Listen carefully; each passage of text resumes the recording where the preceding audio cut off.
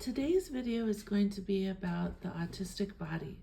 And so none of us as autistics at this point live without our bodies, and we experience the world through our bodies. And so much of when we explain what being autistic is like for us, it does have to do with the physical body. Um, I really like to emphasize that when we define autism, it's about processing and how we process the world, um, and how we process our experiences of being alive. And we do so much of that processing through the physical body. I wanted to start out today talking about spoon and fork theory for people who don't know about spoon and fork theory. Most people have heard somebody say, I don't have the spoons today, or that activity takes a lot of spoons for me, and you may think, what is that? Okay, so I'm going to try to make this short, but there was a disabled person who had met their friend at a restaurant, and the friend was able-bodied, and the able-bodied friend said, I don't understand why it is that on some days you can do things and then on other days you can't. Or it seems like you're more able to do stuff sometimes than you are others. And the disabled person said, well, it's kind of like the spoons here on the table. And grabbed all the spoons on the table, and there were 5 spoons on the table. And they said, any given day, I may have 5 spoons. If it's a day where I get to just stay home and do nothing, I may spend a spoon making a phone call, or I may use a spoon to interact with a neighbor. But I may have extra spoons, and then the next day I may end up waking up, and because I had those extra spoons, I may have enough energy to go and run an errand, or I may feel well enough to take care of a bigger project. So spoons can kind of roll over the energy that we have. Now, one day I may decide that I need to use all 5 of my spoons just to get up and take a shower. And then I don't have spoons left. I don't have the energy. So you might, like I said, you might hear somebody say, I'd really love to do that or help you with that, but I don't have the spoons today. Or dealing with that awful receptionist really took a lot of spoons for me, and I'm experiencing a lot of pain today. And then, so that's spoon theory. Fork theory is the idea that being neurodivergent or having really different processing than the world that we're living in, that impacts the amount of energy or what it takes for us to do something. So oftentimes autistic people have trouble with hygiene, or figuring out how to do hygiene in the time frame that's expected by neurotypical society. So you could have somebody who is autistic who says, okay, just doing a shower, which may be 1 spoon for a neurotypical disabled person. For me, it takes it's a multi-pronged decision-making event. It's a multi-pronged executive functioning event. So for just to take the shower, I have to remember that I need to have the temperature at a certain thing. I need to make sure that I have the clean clothes ready for when I get out of the shower. I need to make sure that I have a towel ready. I need to be ready for the physical surprise of the warm water or the coldness of taking off my clothes, that sensory experience. So where it may be 1 spoon, if you are neurotypical and disabled, it becomes a multi-pronged process just for the one activity. So that's where fork theory comes in. And many times people are autistic, and just like neurotypical people can be disabled in other ways. So it may be a combination of spoons and forks. And it just makes it a little bit easier for us to talk amongst ourselves sometimes about what's going on. I especially like fork theory for neurodivergent people to know about, because I think it's nice for us to give ourselves credit that sometimes we can't just do the thing. Like, people want us to just do the thing. And for us, the thing has multiple steps and multiple pieces that need to be attended to. Whereas I think for neurotypical people, my sense is that oftentimes it's like one thing, like take a shower. Whereas for me, there's all of these different pieces that I need to attend to. All right, so that was spoon and fork theory. And again, it has to do with physical energy, but also mental energy. One of the biggest things that we'll talk about as autistic people is our sensory, how we experience the sensory world. It's part of the diagnosis of autism, is having a difference in sensory experience. We tend to be seeking or avoidant, and many of us are both sensory seeking and avoidant. So we seek out certain sensory experiences more than neurotypical people might, and we avoid other sensory experiences. And sometimes it can be in the same person in interesting ways. Like, you could have an autistic person that really hates the sound of whispering and has a hugely hard time with it. Maybe they even have misophonia, which is having a really hard time with sounds. That's not the actual definition. You'd have to look it up. But anyway, you could have somebody who had that to whispering, but then loved to go to a really loud metal concert. So it doesn't always make sense to neurotypical people the way in which our sensory experiences may be. Like, you could also have an autistic person who did not like to have somebody just lightly touch their arm, but they did like really strong hugs. Or you could have an autistic person who hates hugs and likes to have their cat gently brush up against them. And you'll hear us talk about hyper and hypo when it comes to sensory stuff, or how we interact with the world. Hyper is a lot of, and hypo is less, or non. So they're kind of opposites. So for example, if I'm hyperlexic, then I'm extremely good at reading, or have a lot of ability in reading. So the next thing I wanted to talk about was food for autistic people. Food is such a huge subject when you get autistic people together. It's one of the ways that I feel that I'm most disabled. I'm an adult, and I've had a lot of time to learn how to do food, and yet I really struggle with remembering to eat, with all the steps of preparing food, all the steps of buying food, all the steps of making sure that food is fresh, all the steps of being able to find something that tastes good to me, knowing when I don't know when I'm full. Pretty much anything that could be an issue is an issue for me. Even though I seem to be highly successful in other areas of my life, food is very difficult. Many autistic people have ARFID, ARFID. And again, you can look that up, and it has to do with having limitations on the types of food you can eat or how much you can eat. It's definitely worth reading more.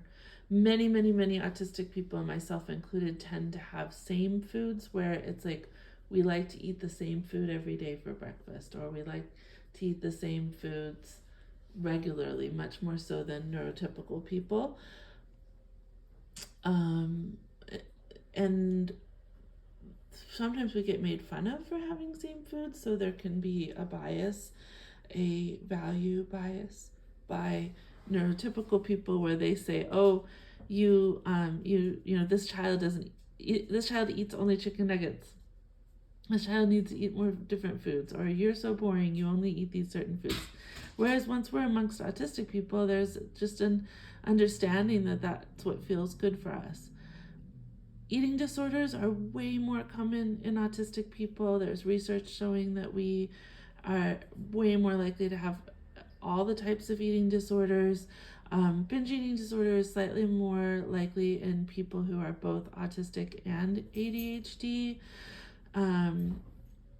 And we don't respond in the same way to typical eating disorder treatment. So that's something that needs to be studied more. But for example, a lot of traditional eating disorder treatment at this point will do a lot of things with clients around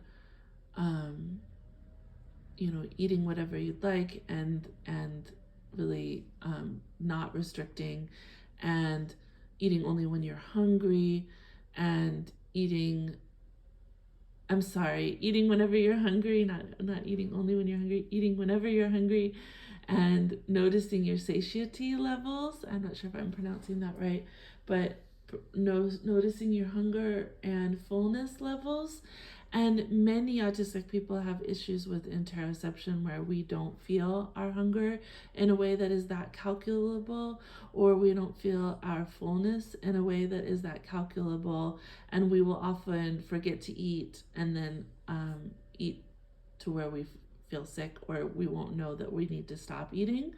So you can see how that would impact eating disorder treatment. A lot of times autistic sensory things or other parts of autistic experience can be misidentified as eating disorder behavior. For example, many autistic people have really strong aversions to certain sensory experiences with food, and then that can be interpreted as food refusal, or disordered eating stuff, when it's actually just the autistic needs are not being accommodated. Many autistic people have super taste and or super smell. I have super smell. I am actually a pretty open eater. I'll eat many different foods, but I don't tend to be able to cognitively figure out a lot of different foods to make at home. I cognitively really struggle with how to create food in my house. Some autistic people have pica, P-I-C-A, and that's the desire to eat non-food things, or to take in non-food things. It's kind of sometimes it's described as just a craving or an urge, or it could be I just want to eat that up. And sometimes pica is because of malnourishment, and so sometimes autistic people are lacking in certain vitamins or minerals, and that can cause pica. And we also are famous for enjoying smells of things that are non-food smells, or smells of things that people normally don't like. And then we are also famous for not liking things that people often will like the smell of. So for example, I really like the smell of gasoline, but I have a super hard time with passing a perfume counter, or I will feel very sick if in the room that I'm in there is an air purifier. I'm going to take a second because there's a sound in the background that I want to turn off.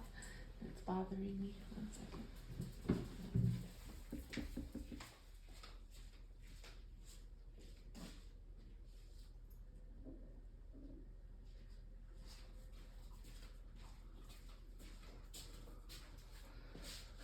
So again, just kind of having, sorry about that, having preferences for smells or tastes that are outside of neurotypical kind of boundaries of what people think is should be liked. Many of us struggle with body temperature regulation, either feeling too cold or too hot. Many people will have meltdowns from being too hot, or they notice that they feel more hot during a meltdown.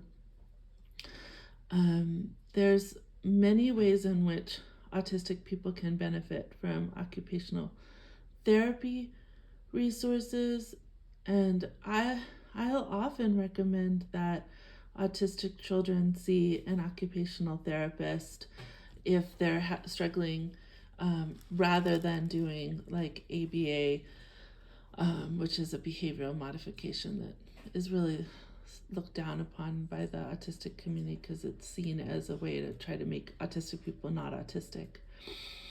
So things like dyspraxia, coordination disorders, apraxia, apraxia of speech, sensory processing disorder, coordination disorders, all of these can really be helped by occupational therapy.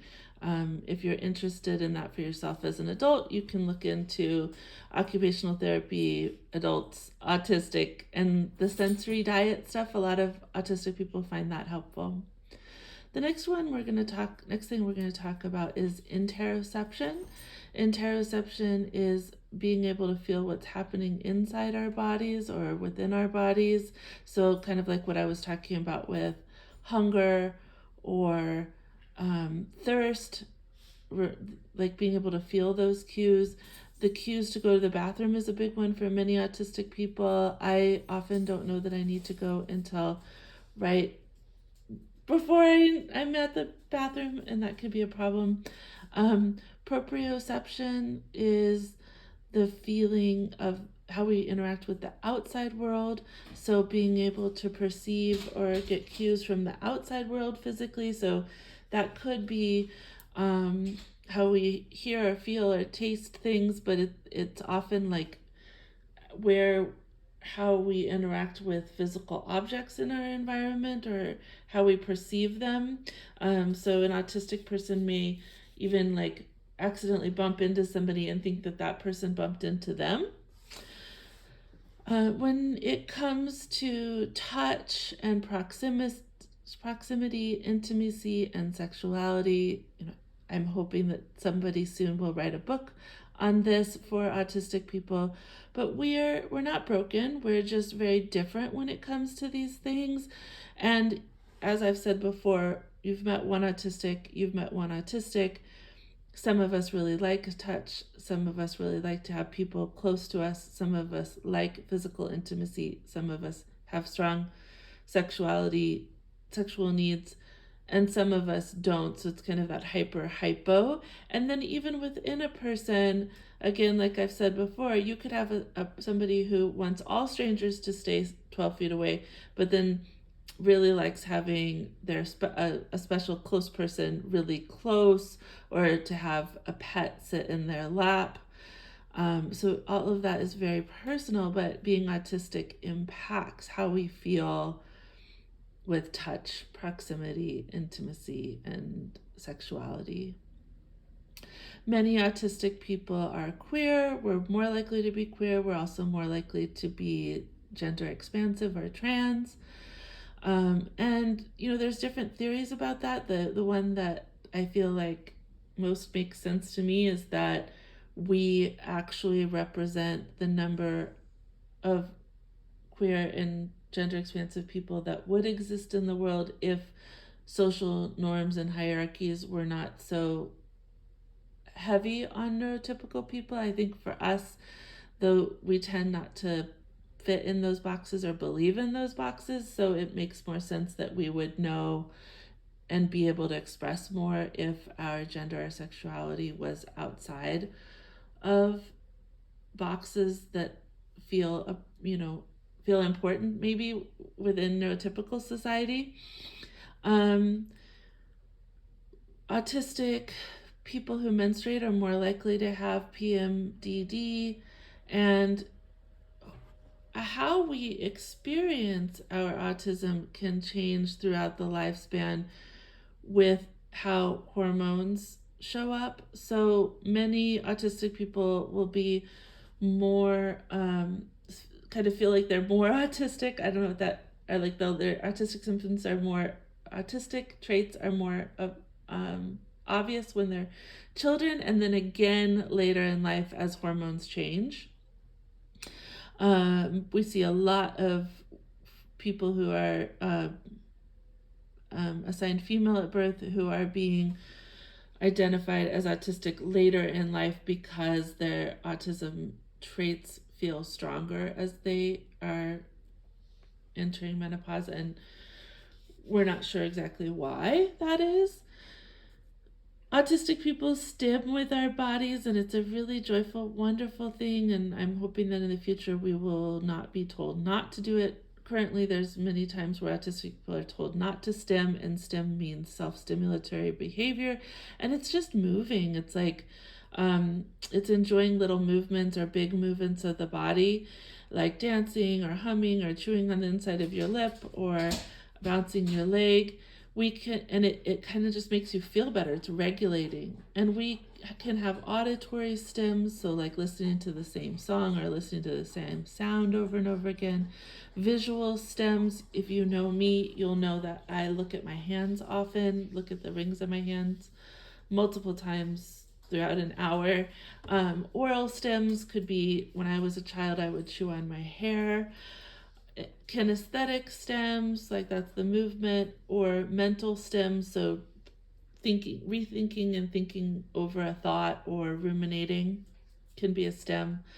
Some autistic people have limerence, and that's more like a non-romantic crush. It's like where you're really, really, really focused on another person, but it's not necessarily romantic, but you're almost like obsessed with knowing as much as you can about that person.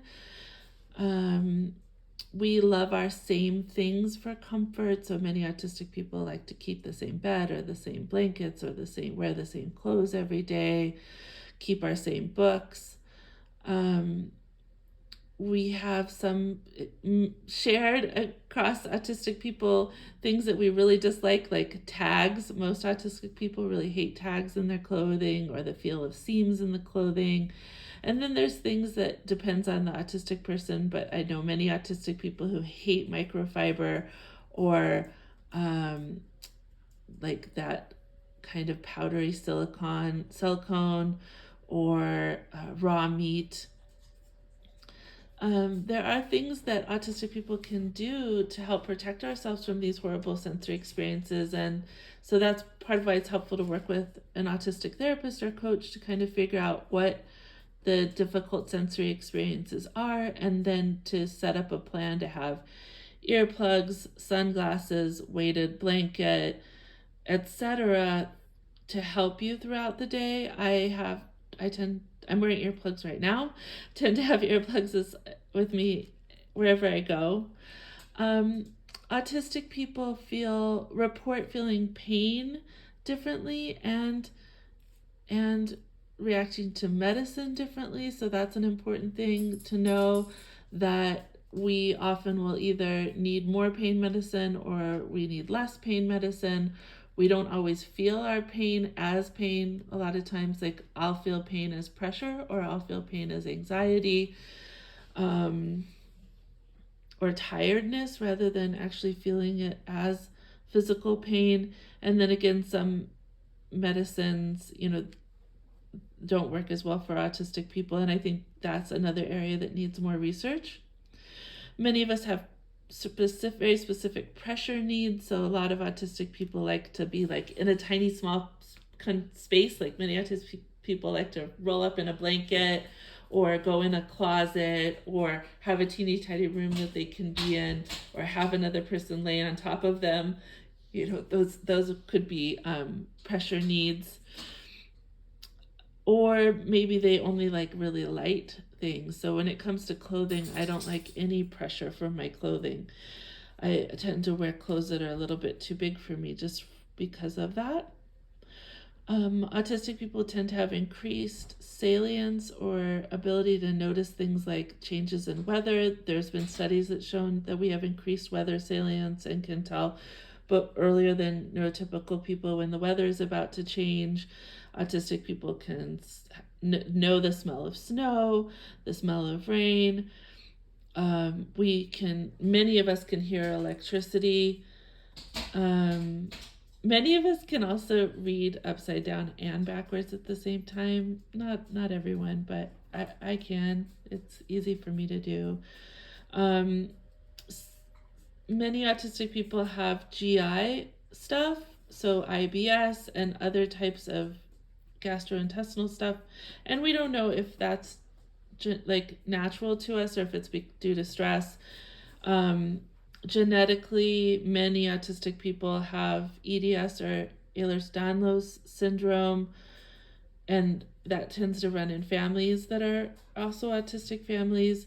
POTS, P-O-T-S, is also common amongst autistic people, and atopicality, which is like allergies, so food allergies or skin allergies, or allergies to latex, etc., are more common in autistic people. I encourage everyone who's listening to this to try to get some help with self-regulation around the body. So all of these things that I've talked about today, there are ways for you to be empowered and be able to regulate a little bit more your responses, whether it's through occupational therapy, self-accommodation, or tools, or even just saying like, this is the work environment I need to have, or this is the sleep environment I need to have. We do tend towards burnout, I think, a lot because we're needing to be in neurotypically designed environments so much of the time, but autistic burnout is definitely something that's worth learning about. I don't have all the answers. There are some great books out there on avoiding burnout or what to do if you are getting close to burnout as an autistic person. And then lastly, I just had a couple of little things. One is that hygiene is hard for autistic people. This is another place where if you struggle with keeping up with hygiene, many of us will find rituals and ways that we can make it work for us. For example, I keep dental floss in my car, or some people will keep toothpaste in the shower, or some people will use dry soap, a dry shampoo, or baby wipes, or things that help to make hygiene easier for us as adults. Maybe keeping the same haircut, etc. But hygiene is also a thing that you can get help from a coach with, or from other autistic people, coming together and learning what other autistic people are doing. Lastly, oftentimes seeing doctors and dentists can be really difficult for autistic people. We need much more clarity and are very much more interested in data and information than many doctors have time for. And it's stressful to try to explain what's going on with us in such a short period of time in neurotypical ways that neurotypical doctors might understand. The medical system can be biased against autistic people as well. And then for some reason, seeing the dentist is often a difficult experience for autistic people. Not for all autistic people, but it's loud sounds, uncomfortable pressure in your mouth. And if you haven't done great with hygiene, then seeing a dentist can be difficult on that level. So today I just talked about some things that have to do with the physical body and being autistic. There's lots more, but I hope that this was helpful, and please feel free to like and subscribe if you'd like to this channel. Eventually, I'd like to make more videos, and I'm always curious to hear if any of this is helpful for you. Thank you so much. Bye.